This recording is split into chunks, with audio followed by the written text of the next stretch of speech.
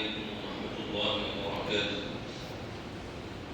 الحمد لله نحمده ونستعينه ونؤمن به ونتوكل عليه ونعوذ بالله من شرور أنفسنا ومن سيئات أعمالنا. من يهده الله فلا مضل له ومن يضلل فلا هادي له، وأشهد أن لا إله إلا الله وحده لا شريك له، له الملك وله الحمد وهو على كل شيء قدير. أعوذ بالله من الشيطان الرجيم. بسم الله الرحمن الرحيم. اقرأ باسم ربك الذي خلق، خلق الإنسان من علق، اقرأ وربك الأكرم الذي علم بالقلم، علم الإنسان ما لم يعلم. میرے محترم بھائی اور عزیز دوستو، اللہ تعالیٰ کا شکر اور احسان ہے کہ اللہ نے ہم سب کو ایمان جیسی عظیم نعمت عطا فرمائی۔ اس ایمان پر جتنا زیادہ شکر ادا کیا جائے وہ کم ہے۔ آج کی جو مجلس ہے اس کا موضوع تعلیم اور تربیت۔ اللہ تعالیٰ نے جب پہلی وحی نازل فرمائی، اللہ کے نبی صلی اللہ علیہ وسلم کو جب پہلی بات بتائی، اللہ کی طرف سے جو پہلی بات آئی وہ پیغام تھا اقرأ، پڑھیے، بسم ربک الذی خلق، اس رب کا نام لے کر پڑھیے جس نے پیدا کیا۔ ہر چیز کو پیدا کرنے والا اللہ ہے۔ یہ تعلیم ہے۔ ہم جس تعلیم کو ہم مدرسوں میں پڑھتے ہیں، کالج میں پڑھتے ہیں، یونیورسٹی میں پڑھتے ہیں، کتابوں میں پڑھتے ہیں، کتابوں سے حاصل کرتے ہیں، یہ علم ہے۔ علم کو حاصل کرنا حدیث میں آتا ہے طلب العلم فریضۃ علی کل مسلم و مسلمۃ، علم کا طلب کرنا مسلمان مرد اور عورت پر فرض ہے۔ یعنی ایک مسلمان کو اتنا علم ہونا چاہیے کہ اسے اس دنیا میں کس مقصد کے لیے بھیجا گیا ہے۔ اگر وہ اپنا مقصد نہ پہچانے اور اگر وہ اپنی زندگی میں جو اللہ تعالیٰ نے اتنی نعمتیں عطا فرمائی ہیں اور جو دنیا بنائی ہے، جو کائنات بنائی ہے، اگر اس کا مقصد انسان نہ پہچانے تو وہ چاہے جتنا زیادہ پڑھا لکھا ہو، اس کے اندر وہ سمجھ اور وہ عقل نہیں ہے جو اس کی رہنمائی کر سکے۔ اس لیے اللہ تعالیٰ نے انسان کو شروع سے ہر وقت ہر زمانے میں اللہ نے انسان کی رہنمائی کے لیے کہ وہ اللہ کی طرف بڑھے، وہ اللہ کی طرف چلے، اس کے لیے علم بھیجا۔ لیکن علم کے ساتھ اگر تربیت نہیں ہے تو وہ علم بیکار ہے۔ تربیت کیا ہے اور علم کیا ہے؟ علم نام ہے معلومات کا، جاننے کا۔ ہم جانتے ہیں نماز پڑھنا ہے، ہم جانتے ہیں روزہ رکھنا ہے، ہم جانتے ہیں کہ حج کرنا ہے، یہ اسلامی بنیاد ہے۔ اب اس پر عمل کیسے کرنا ہے، ان کے اوپر جو جس طریقے سے جو اسلام میں اور شریعت میں جو عمل کرنے کا طریقہ بتایا گیا ہے اور سلیقہ بتایا گیا ہے، اس کے مطابق اس کو عمل میں لانا، جس کو اخلاق کہتے ہیں۔ اخلاق یعنی اپنے آپ کو بنانا، اپنے کردار کو بنانا اور روحانی ترقی حاصل کرنا۔ اس لیے ایک تعلیم ہے، ایک تربیت ہے۔ آئیے علم کے اوپر اور تربیت کے اوپر قرآنی آیات سے پتہ کریں۔ سب سے پہلی وحی آئی تو اقرأ، پڑھیے، یہ علم کی طرف دعوت دیتی ہے۔ اور دوسری چیز میں دوسری آیت میں اللہ نے فرمایا قل هل يستوي الذين يعلمون والذين لا يعلمون، اے نبی کہہ دیجئے کہ کیا جاننے والے اور نہ جاننے والے برابر ہو سکتے ہیں؟ نہیں۔ پھر اس کے بعد اللہ تعالیٰ نے ایک آیت میں فرمایا يرفع الله الذين آمنوا والذين اوتوا العلم درجات، اللہ تعالیٰ کی یہاں بلند وہ ہوتا ہے جس کے اندر علم ہو۔ اور ایک طرف فرمایا انما يخشى الله من عباده العلماء، کہ اللہ سے سب سے زیادہ جو خشیت رکھتے ہیں وہ علماء یعنی دین کے جاننے والے ہیں۔ جو شخص جتنا زیادہ اللہ کی معرفت حاصل کرے گا، جو شخص جتنا زیادہ اللہ کے حقائق و آسمان اور زمین پر غور کرے گا، اللہ کی دی ہوئی نعمت پر غور کرے گا، اس کا علم بھی بڑھے گا اور اس میں معرفت الہی آئے گی، جس کا تذکرہ اللہ نے اقرأ باسم ربک الذی خلق سے کہا کہ تم علم تو حاصل کرو، لیکن اس علم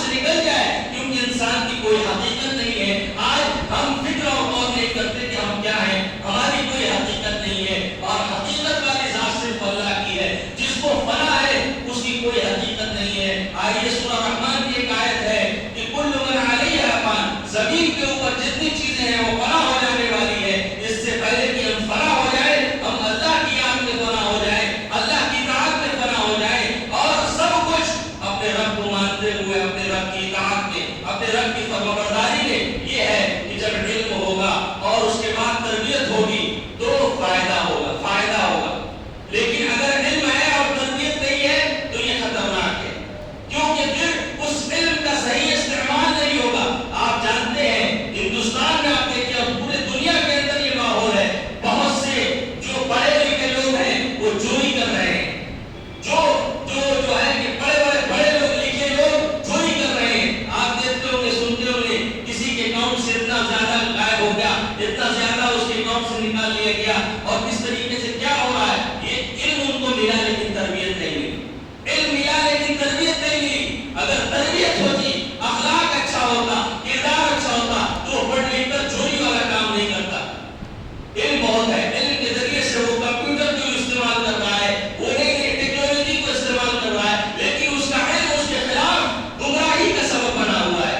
اور اس کے بعد کہا تربیت. اگر صرف تربیت ہے اور علم نہیں ہے یہ بھی نقصان دہ. اس لیے دونوں چیزوں کے بارے میں قرآن میں اللہ تعالیٰ نے فرمایا کہ ہمارے مسلمانوں کے، نوجوان مسلمانوں کے اندر جو ہے دینی تعلیم بھی ہونا ہے اور دینی تربیت بھی ضروری ہے. تربیت اس کو کہتے ہیں، تربیت کے انسان اپنے آپ کو پاک اور صاف کر لے. انسان کی زندگی، ایک انسان جو سچا اور پکا، یعنی انسان کی جو خصوصیات اللہ نے رکھی ہیں وہ اس کے اندر آ جائیں، اور یہ تربیت سے آتی ہے. اس لیے پہلی چیز تو یہ ہے کہ ہم علم کی طرف بڑھیں. علم سے کبھی ہم اپنا رشتہ نہ توڑیں. جس نے علم سے رشتہ توڑ لیا، جس نے یہ سوچا کہ اب ہم نے پڑھ لیا، ہم تو بہت کچھ جانتے ہیں، اس نے کچھ نہیں سیکھا. حضرت علی رضی اللہ تعالی عنہ نے فرمایا من قال انا عالم فهو جاہل، کہ جس نے کہا میں جان گیا، میں عالم ہوں، وہ جاہل ہے. اس لیے ہمیں غور و فکر کرنا ہوگا کہ ہم علم میں کمی اور کوتاہی کر رہے ہیں اور دین کا علم ہمارے پاس نہیں ہے. جس اللہ کے پاس جانا ہے، جس کے پاس اپنے زندگی کی گواہی دینی ہے، ایک پل اور ایک لمحہ جو گزر رہا ہے اس کے بارے میں اللہ کے حساب دینا ہے، تو ہم نے اس دن کی تیاری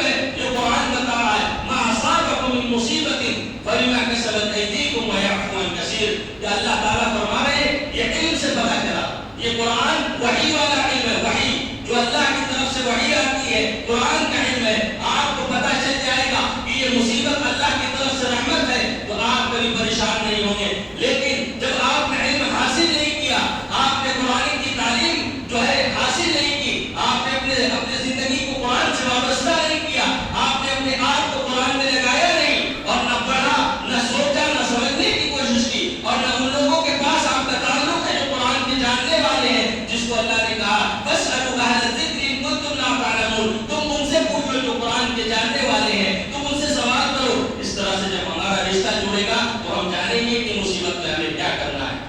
جب مصیبت اور پریشانی یہ زندگی کا ایک حصہ ہے، اگر ہمیشہ خوشی رہے تو یہ بھی چیز نہیں۔ اللہ تعالیٰ نے کہا کہ اللہ ہر چیز سے تمہیں آزمائے گا، وَلَنَبْلُوَنَّكُم بِشَيْءٍ مِّنَ الْخَوْفِ، خوف کے ذریعے آزمائے گا، وَلَنَبْلُوَنَّكُم بِشَيْءٍ مِّنَ الْخَوْفِ وَالْجُوعِ وَنَقْصٍ مِّنَ الْأَمْوَالِ وَالْأَنفُسِ وَالثَّمَرَاتِ، ہر طریقے سے آزمائے گا، کیونکہ دنیا کی زندگی دارالامتحان یعنی امتحان کا گھر ہے، اور یہ اس دنیا کے اندر جو ہمیں زندگی ملی ہے، ہمیں اللہ کے سامنے حاضر ہونے سے پہلے ہمیں ثابت کرنا ہے کہ ہم اللہ کے بندے ہیں، اپنے نفس کے بندے نہیں ہیں، ہم اپنے خواہش کے غلام نہیں ہیں، بلکہ جب ہم نے کہا آمنت باللہ ورسولہ تو ہم اللہ اور اس کے رسول کی غلامی میں شامل ہو گئے۔